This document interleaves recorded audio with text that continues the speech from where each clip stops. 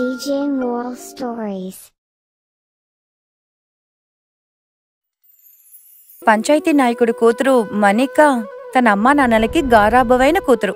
తన నాన్నగారు తను ఇంటికి రాజకుమారి అని చెప్తూ ఉంటారు. తన అన్ని ఆశల్ని నెరవేర్చారాయన. గ్రామంలో నాగపంచమి జాతర జరిగేటప్పుడు మనిక ఆ అమ్మకి పెద్దమ్మ కూతురు శకుంతల జాతరకొచ్చింది. ఇలా చూడండి మణికా అమ్మగారు, మీరు చాలా అదృష్టవంతులు. నేను చెప్పేది అర్థం కాలేదా? మరి ఏం లేదు, అయ్యగారు నిన్ను మహారాణిలాగా చూసుకుంటున్నారు కదా, అందుకే చెప్తున్నాను. అవునక్క, మన కుటుంబం చాలా చిన్నదే. ఒక విధంగా మీ మామ నిజంగానే దేవుడు. మరుసటి రోజు పంచాయతీ నాయకుడు జాతరకి అందర్నీ రమ్మన్నారు. మనిక ఏం అడిగినా సరే వాళ్ళ నాన్నగారు కొనిచ్చేస్తారు. కాని శకుంతల అలాంటివన్నీ తన కూతురికి చేయలేకపోయింది. అసూయతో తన దశలు తట్టుకోలేకపోయింది.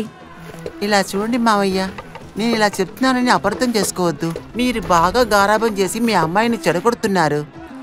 అరే శకుంతల, నాకున్నది ఒకే కూతురు కదా, నా ఆస్తంతా తనకే కదా సొంతం.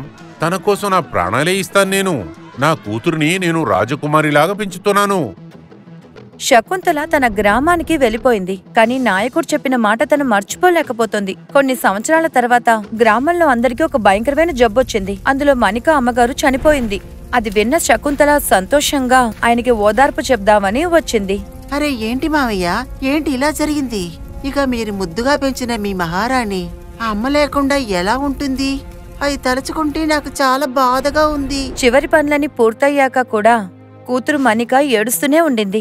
శకుంతల తన మనసులో నాయకుడి ఇల్లుని ఎలాగైనా సొంతం చేసుకోవాలనుకుంది. అమ్మా, నువ్వు నన్ను వదిలి ఎందుకమ్మా వెళ్ళావు? ఇంకా ఎవరు నా పైన ప్రేమగా ఉంటారు? నేను ఇంకా ఎలా బ్రతుకుతానమ్మా? తిరిగి వచ్చేయమ్మా, దయచేసి తిరిగి వచ్చేయమ్మా. ఇలా చూడు మల్లిక, నేను ఇలా చెప్తున్నానని తప్పుగా అనుకోకు. పిన్ని కూడా ఒక రకంలో అమ్మలాగమ్మా. నేను నీతో పాటు ఉన్నాను కదా, నేను నిన్ను బాగా చూసుకుంటాను. రామ్మా, నా దగ్గరికి రా. పిన్ని, మీరు ఎప్పుడు నన్ను వదిలి వెళ్ళకండి. మీరు నన్ను బాగా ప్రేమిస్తున్నారు. మీ ఒళ్ళో పడుకుంటేనే నాకు నిద్ర వస్తుంది. శకుంతల ఆ ఇంట్లో ఉన్న రోజుల వరకు మనికని చాలా ప్రేమగా చూసుకుంది. అది చూసిన వెంటనే మనిక బామ్మకు ఒక ఆలోచన వచ్చింది. పాపం శకుంతల మణికని ఎక్కువగా ప్రేమిస్తుంది. మంచి మనసుకి సొంతం. మణిక కూడా ఇప్పుడు సంతోషంగా ఉంది. ఒకవేళ శకుంతలకు పెళ్ళైపోతే మణికకి ఒక తల్లి దొరుకుతుందిగా, అదే విధంగానే శకుంతలకి జీవితం దొక్కుతుంది. శకుంతల అలాంటి అవకాశం కోసమే వెయిట్ చేసింది. బామ్మ అడిగిన వెంటనే ఒక్క నిమిషం కూడా ఆలోచించకుండా సరే చెప్పేసింది. పంచాయతీ నాయకుడు శకుంతలని పెళ్లి చేసుకున్నారు. ఇలా చూడు శకుంతల, నువ్వు ఇంట్లో నెమ్మదిగా ఉండు. కాని నా కూతురికి ఏ కష్టమూ రాకూడదు. నాదంతా మణికాకి సొంతమే. మణిక లేకపోతేనే అది మిగతా వాళ్లకి సొంతమవుతుంది.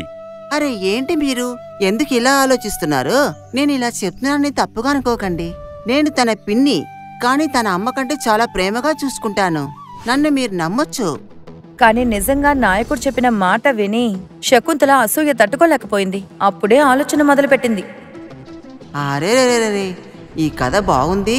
నేనిక్కడికి వచ్చింది ఈయనగారి కూతురికి సేవ చేయటానికా? నా కూతుర్ని ఇక్కడ ఒంటరిగా ఇబ్బంది పెట్టాలా? బాగుందే. ఇక నా ఆటని చూడండి. ఇక మణిక అంతు తేల్చకుండా నేను వదలను. పంచాయతీ నాయకుడు ఒక పని మీద బయటికి వెళ్లిపోయారు. శకుంతల నిద్రపోతున్న మణికని లేపింది. రామ్మా మహారాణి, నేను చెప్తున్నానని తప్పుగా అనుకోకు. నీకు 16 ఏళ్ళయింది కదా, ఇంకా ఇలా నిద్రపోతున్నావు? అరే, బ్రేక్ఫాస్ట్ ఎవరు తయారు చేస్తారు? మీ అమ్మగారు వచ్చి చేస్తారా? లేదు పిన్ని, మీరు నా పైన కోపంగా ఉన్నారా? ఎందుకలా అంటున్నారు? ఒరే బాబోయ్, ఈ కథ ఏదో బాగుంది. ఎవరిని చూసి ఇలా అడుగుతున్నావు? నిజానికి నేను ఎవరో నీకు తెలీదు. నాకు చాలా నడుము నొప్పిగా ఉంది. త్వరగా వెళ్ళి బ్రేక్ఫాస్ట్ రెడీ చెయ్యి. మనిక బ్రేక్ఫాస్ట్ రెడీ చేసి శకుంతలకి తన కూతురికి ఇచ్చింది. తను కూడా బ్రేక్ఫాస్ట్ తిందామని కూర్చున్నప్పుడు వెంటనే శకుంతల భయంకరంగా అరిచేసింది. చూడమ్మా మహారాణి, ఏంటమ్మా నీకు కూడా ప్లేట్ తెచ్చుకున్నావు? నది ఒడ్డుకెళ్ళి బట్టలు మొత్తం ఉతుకు. ఆలస్యం అయితే ఎండ ఉండదుగా. బట్టలు మొత్తం ఉతికేసి తర్వాత వచ్చి టిఫిన్ తిందువు గాని. నువ్వేం అస్సలు రాజకుమారివి కాదు, అర్థమైందా?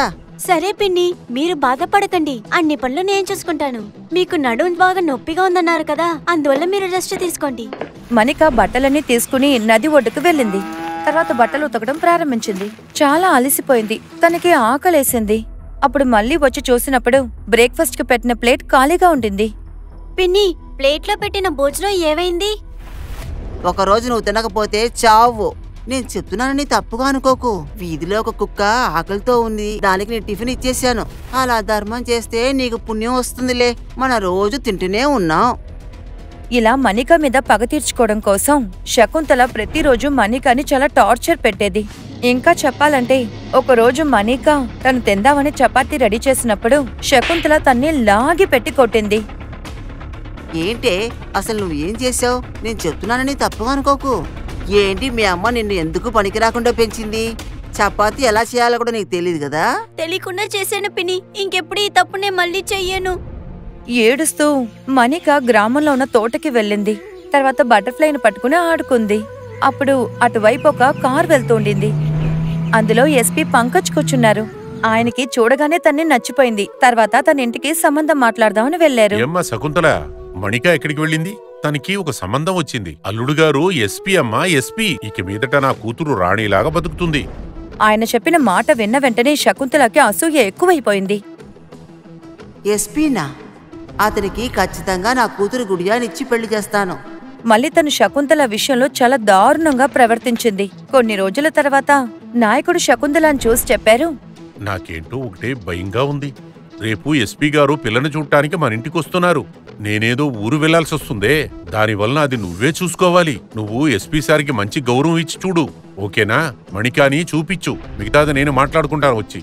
శకుంతల మనసులో అనుకున్న ప్లాన్ ని ఇప్పుడు అమలయ్యింది. తను చాలా సంతోషంగా చెప్పింది, నేను చెప్తున్నానని మీరు తప్పుగా అనుకోకండి. అరే, ఇది మీరు నాకు చెప్పాలా ఏంటి? నేను ఇక్కడ ఉన్నప్పుడు అనవసరంగా మీరెందుకు బాధపడుతున్నారు? నాకు చేతనైనంత వరకు నేను ప్రయత్నిస్తాను. మీ ముద్దుల కూతురు సంబంధాన్ని ఖచ్చితంగా నేను గాయం చేస్తాను. మీరు కంగారు పడకుండా వెళ్ళిరండి. భార్య చెప్పిన మాట విని ఆయన గంగాపూర్కి బయలుదేరి వెళ్లారు. శకుంతల మనికాని చూసి చెప్పింది, నేను ఇలా చెప్తున్నానని తప్పుగా అనుకోకు. నేను నీకు కొన్ని బట్టలు నగరం నుంచి తెప్పించాను.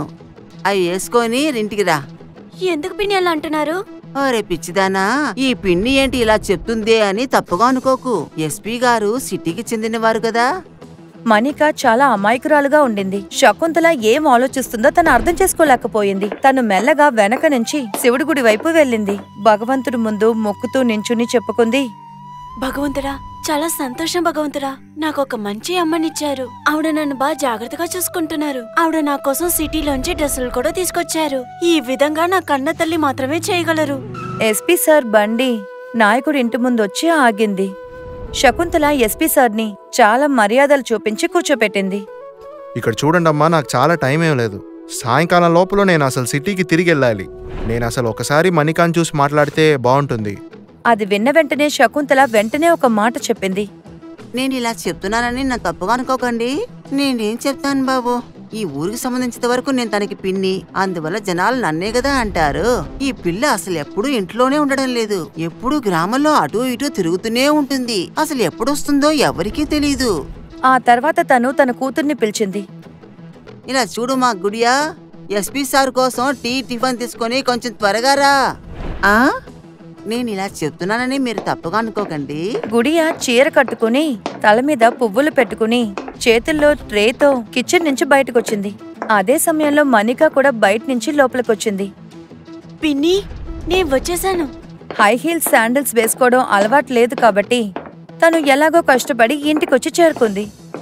తన చిన్న స్కర్ట్ వల్ల తన కాళ్ళని కప్పడానికి ప్రయత్నించినప్పుడు తన స్కర్ట్ ని మళ్ళీ కిందకి లాక్కుంది. తనకి కంట్రోల్ మిస్ అయ్యి కింద పడేటప్పుడు ఎస్పీ సార్ తన్ని పట్టుకున్నారు. తర్వాత నవ్వుకుంటూ చెప్పారు, ఏమమ్మా ఇది? నువ్వు ఇప్పుడు పెద్ద మనిషి అయ్యావు కదా, నువ్వు ఎందుకు ఇలాంటి డ్రెస్ అంతా వేసుకుని ఉన్నావు?